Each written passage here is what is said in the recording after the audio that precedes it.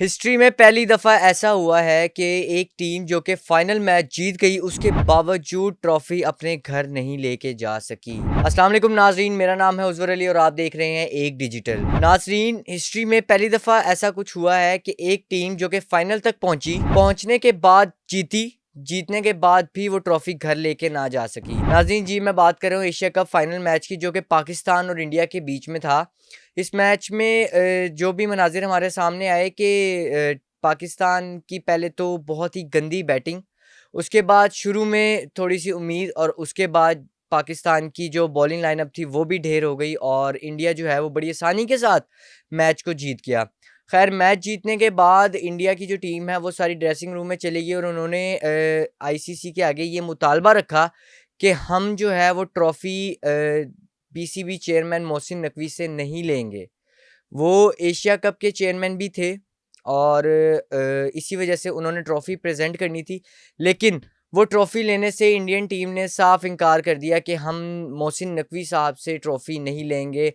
उसके पीछे भी कुछ रीज़न्स हैं, जो कि रीज़न कुछ ये हैं कि एक तो उन्होंने वीडियो शेयर की थी रोनाल्डो की इस तरह जहाज़ गिराते हुए, और दूसरा जंग के दिनों में उन्होंने एक पिक्चर शेयर की थी पाकिस्तानी तैयारों की और इस किस्म की जंग से रिलेटेड भी काफ़ी उन्होंने पिक्चर शेयर की थी, जिस बेसिस पे उन्होंने ये कहा कि हम इनसे ट्रॉफ़ी नहीं लेंगे। उनसे ट्रॉफ़ी ना लेने की ये वजह थी। ख़ैर, उन्होंने जब कहा कि हम इनसे ट्रॉफ़ी नहीं लेंगे, उसके बाद जो है वो टीम बाहर नहीं आई। मोहसिन नकवी साहब का आगे फ़ैसला ये था कि अब जो है ट्रॉफ़ी इनको नहीं दी जाएगी और मोहसिन नकवी साहब ट्रॉफ़ी लेके ग्राउंड से बाहर चले गए। उन्होंने भी उनको ट्रॉफ़ी देने से साफ इनकार कर दिया। उन्होंने भी उनको ट्रॉफ़ी नहीं दी और ट्रॉफ़ी लेके वो पाकिस्तान आ गए और ट्रॉफ़ी अभी तक भारत को, इंडिया को नहीं दी गई, जो कि वजूहात मैंने आपको बताई हैं। और इसके अलावा मैच के हवाले से कुछ आपको मैं आगाह कर देता हूँ कि मैच में हारिस रऊफ़ ने अपना वही रवैया जारी रखा। हारिस रऊफ़ बिल्कुल ना हटे, बल्कि इस दफ़ा और बढ़-चढ़ के आए और अपने दोनों हाथ ऐसे हवा में फैला के, कैच करने के बाद अपने दोनों हाथ हवा में फैला के वो पूरे ग्राउंड में घूम रहे थे और भागते-भागते गिर गए। जो कि गिरे, बाकायदा तौर पे गिरे नहीं, मज़ाक में इंडिया का मज़ाक बनाने के लिए वो जहाज़ बन के घूम रहे थे और फिर गिरे भी। उनको गिर के भी दिखाया कि जहाज़ कैसे गिरता है। और इस दफ़ा बुमराह ने भी अपना ही मज़ाक बनवा दिया हारिस रऊफ़ की विकेट लेने के बाद। बुमराह भी ऐसा इशारा करते हुए नज़र आए जो कि उन्हीं के खिलाफ है। बुमराह ने अपना ही मज़ाक बना लिया, अपनी ही फ़ौज का मज़ाक बना दिया, जो कि उन्हीं की फ़ौज से कुछ हुआ नहीं और जहाज़ गिरे तो उनके ही गिरे और उसी पे वो ऐसे कर रहे हैं। विकेट लेने के बाद हारिस रऊफ़ की। उनको लग रहा था कि शायद इनको ये थोड़ा-सा क्या कहते हैं उसे, डिसरिस्पेक्ट कर देंगे, लेकिन वो डिसरिस्पेक्ट नहीं कर सके और अपना ही उन्होंने मज़ाक बनवा लिया। दूसरी तरफ हमारी तरफ से फ़खर ज़मान और साहिबज़ादा फ़रहान की एक बहुत ही अच्छी पार्टनरशिप, बहुत ही अच्छी बैटिंग। 113 तक सिर्फ़ 1 आउट था, लेकिन अफ़सोस इस बात पर है 113 के बाद सिर्फ़ 146 बना सकी पूरी टीम। हमारी टीम पूरे 20 ओवर भी ना खेल सकी और उससे पहले ही ढेर हो गई।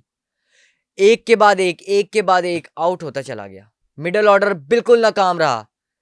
शाहिनशाह अफरीदी से थोड़ी-सी उम्मीद थी, लेकिन उनका कोई कसूर नहीं है। शाहिनशाह अफरीदी का इस मैच में कोई कसूर नहीं है कि वो 0 पे आउट हुए। वो बैट्समैन नहीं है, वो बॉलर है।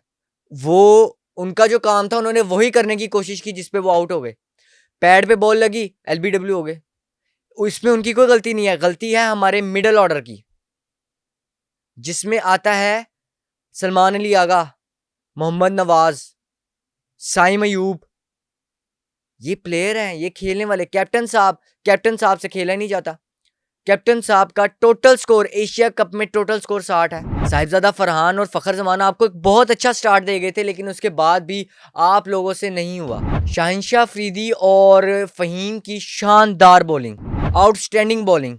उन्होंने उनकी टीम को आधा मैच वहीं हरा दिया था जब उन्होंने अभिषेक शर्मा को आउट कर दिया था। अभिषेक शर्मा को एक स्लोअर वन डाल के उन्होंने उनका कैच किया, सूर्य कुमार यादव को आउट किया, शुभमन गिल को आउट किया, अभिषेक शर्मा को आउट किया। उनकी जो ओपनिंग बैट्समैन थी उसको तबाह बर्बाद कर दिया, लेकिन हमारे बॉलर से आगे संभला ही नहीं। पुअर कैप्टेंसी, ये सारा मसला पुअर कैप्टेंसी है। सब कह रहे हैं कि हारिस रऊफ की वजह से हम कल वाला मैच हारे हैं, लेकिन हारिस रऊफ की वजह से नहीं हारे। हारिस रऊफ ने बहुत कोशिश किया कि स्कोर बच जाए, लेकिन वो स्कोर नहीं बचा। क्यों? उनके बल्ले पे चढ़ रही थी फास्ट बॉल। यार आप देखो, एक टीम, एक प्लेयर है, वो आगे खड़ा हुआ है, उसके बल्ले पे जो बॉल चढ़नी है उसने चढ़ानी है, उसने वो बैठे ही मारने के लिए हुए थे, उन्होंने पहले प्रेशर रिलीज किया, उसके बाद वो मारने के लिए बैठे हुए। आप देख रहे हो कि आपके स्पिनर जो हैं वो फंस रहे हैं, आपके स्पिनर्स उनको फंसा रहे हैं, उनको शॉट नहीं लग रही आपके स्पिनर से, लेकिन आप स्पिनर भेज ही नहीं रहे। आप स्पिनर्स के ओवर खा गए, आपने मोहम्मद नवाज का ओवर खा लिया, आपने साइम अयूब का ओवर खा लिया। आप एंड टाइम पे, पुअर कैप्टेंसी यार, आप एंड टाइम पे हारिस रऊफ को भेज रहे हैं, तो हारिस रऊफ को तो पढ़ने ही पढ़ने थे। वहां पे अगर साइम अयूब होता, तो मैं आपको सही बता रहा हूं, अगर over last over Saim Ayub को दिया जाता ना, तो शायद मैच का नतीजा कुछ और होता, शायद मैच का नतीजा कुछ और होता।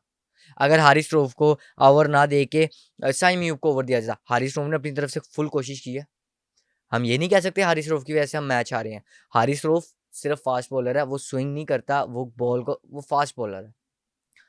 जो हमारे स्पिनर्स थे ना, वो हमें मैच जितवा सकते हैं, लेकिन कैप्टन साहब, आगा जी कैप्टन साहब, जो जिनकी वजह से, जिनकी पुअर कैप्टनसी की वजह से हम मैच हार गए। पूरे मैच में वो च्युइंगम चबाते रह गए, और इंडिया जो है वो ट्रॉफी लेके तो खैर नहीं गया, लेकिन मैच तो हम हार गए ना।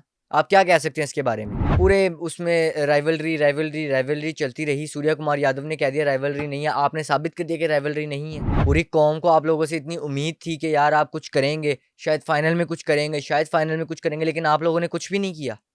आप लोगों ने फिर से कौम को मायूस ही किया है, पूरी कौम को मायूस ही किया है। साइम अयूब से कुछ उम्मीदें थी कि शायद आखिरी मैच में चल जाए, लेकिन वो भी नहीं चले।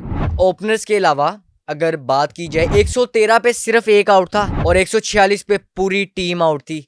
आपकी पूरी टीम मिलके, आपके 2 प्लेयर्स निकाल दो, आपके 9 प्लेयर्स मिलके, जिसमें मिडिल ऑर्डर और नीचे बॉलर्स भी शामिल हैं, पूरे 9 प्लेयर्स मिलके आप लोग 35 स्कोर नहीं बना सके, 35 स्कोर नहीं बना सकी पूरी टीम। यार लास्ट ओवर तक बात नहीं जाने दी उन्होंने। आप किस तरह खेल रहे हैं?